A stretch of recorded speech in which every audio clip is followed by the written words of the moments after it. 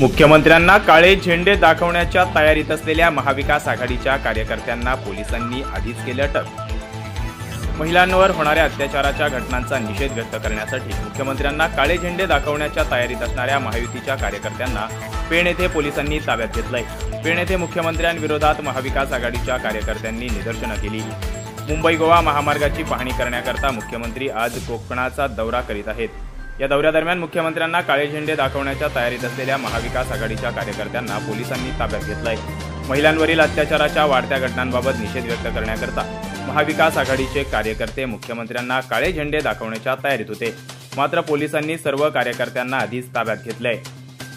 किरण Bandhankar, first news Marathi, Pen, Raigad. या आणि अशा अनेक ताज्या घडामोडींसाठी आजच आपल्या फर्स्ट न्यूज मराठी ह्या चॅनलला लाईक, शेअर आणि सबस्क्राइब करा। तसेच बेल आयकॉनवर क्लिक करा।